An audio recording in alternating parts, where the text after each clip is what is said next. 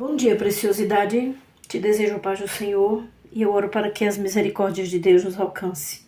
Eu dou glórias a Deus por tua vida e quero compartilhar com você o que está escrito em Lucas capítulo 24, versículo 32, que diz assim: E disseram um ao outro: Porventura não nos ardia o coração quando ele pelo caminho nos falava, quando nos expunha as Escrituras? Eu espero que você não tenha tido grandes decepções na vida, especialmente ao esperar muito de alguma pessoa. No entanto, caso isso tenha acontecido, será que você consegue lembrar qual foi a sua maior decepção na vida? A Bíblia relata a grande decepção que os discípulos tiveram quando viram Jesus ser crucificado. Porque, na verdade, eles foram repetidas vezes instruídos sobre o assunto. Jesus falou que ele morreria, seria sepultado e ressuscitaria dentro de 3 dias depois. E apesar de tudo isso que tinham ouvido, os 2 discípulos que seguiam no caminho de Emaús estavam perdidos num mundo de tristeza, desapontamento, decepção, e diante de tudo que havia acontecido nos últimos dias, é capaz até que você entenda. Eu posso até ouvir o doloroso suspiro de frustração, enquanto, talvez com a voz embargada, eles diziam um ao outro, principalmente ao estranho que se aproximou deles, que era o próprio Jesus. Quando eles disseram assim: Nós esperávamos que ele fosse quem havia de redimir a Israel. Mas depois de tudo isso, já este é o 3º dia desde que tudo aconteceu. Na realidade, a decepção daqueles 2 discípulos foi resultado de expectativas incorretas alimentadas por ele. Porque eles esperavam que Jesus aceitasse ser coroado rei aqui na terra.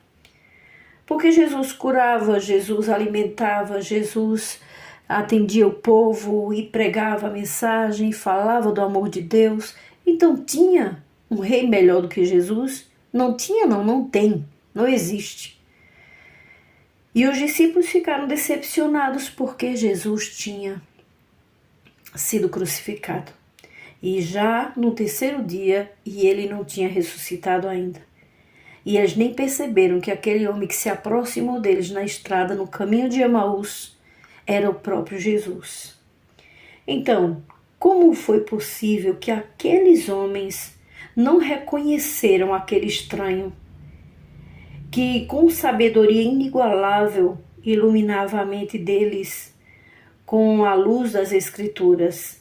Esse é um risco que nós também corremos quando deixamos que as nossas decepções tirem de nós a alegria de viver.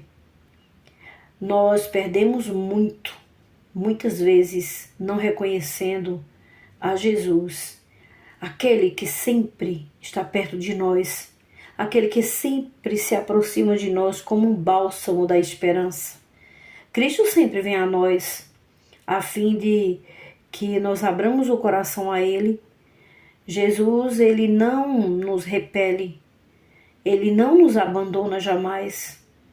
Um gesto de repreensão de sua parte não é significado de repulsa, não. É apenas para colocar tudo no seu lugar certo. E somente o fato de saber que Jesus nos ouve deveria ser suficiente para aliviar as dores do nosso coração, antes mesmo de obtermos as respostas às nossas orações.